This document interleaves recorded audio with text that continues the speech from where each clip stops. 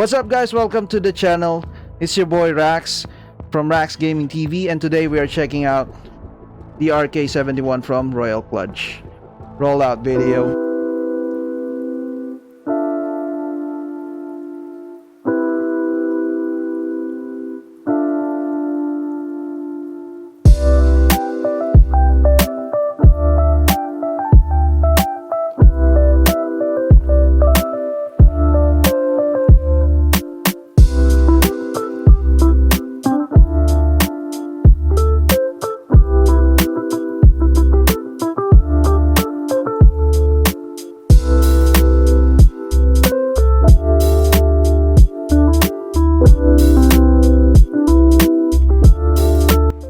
This one is a 71 keyboard which comes from its name, Rk71, pero you get almost the same experience as a 10 kilos keyboard pero on a much more compact and a smaller design, which is good para sa mga users na nagtitipid space sa kanilang desk. Opening the box, it contains the keyboard itself. Papansin mo kagad na this keyboard has quite some weight in it. Talagang you get the premium feel for a keyboard at this price point. Even though it's made with plastic, pero it has minimal bend and stays sturdy when you're typing in it. This one is the RGB version with the blue switches. Meron siyang 18 different light modes, and the keyboard can be used wireless and wired mode. At the back, makikita may model ng keyboard with the on and off switch for the wireless mode. The box also includes key puller and a micro USB cable. Also included sa box is some magnetic stands for the height adjustment, which is nice in my opinion kasi with that hindi mo maaksidente na matumba yung stands in certain scenarios, unlike most foldable keyboard stands.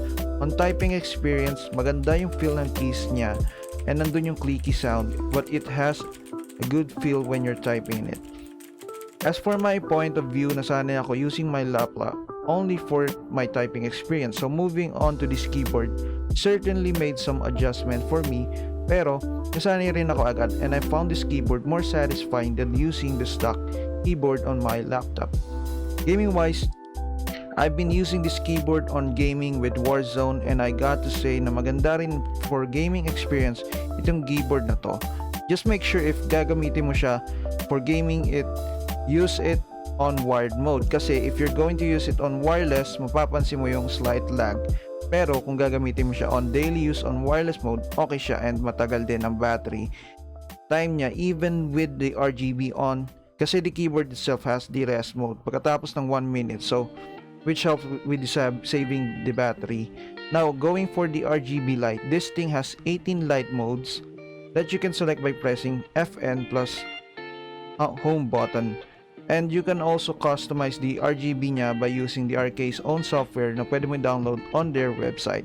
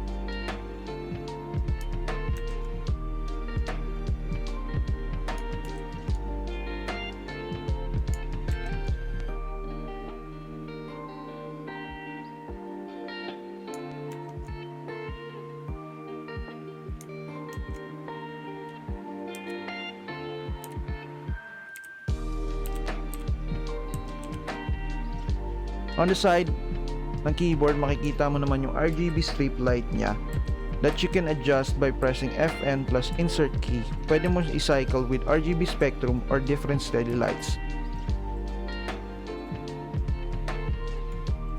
One cool feature in this keyboard is that pwede mo siya i-connect with Bluetooth on 5 different devices. Just press Fn plus P, then then select on QWERT, and pwede mong piliin if you're using Mac or Windows.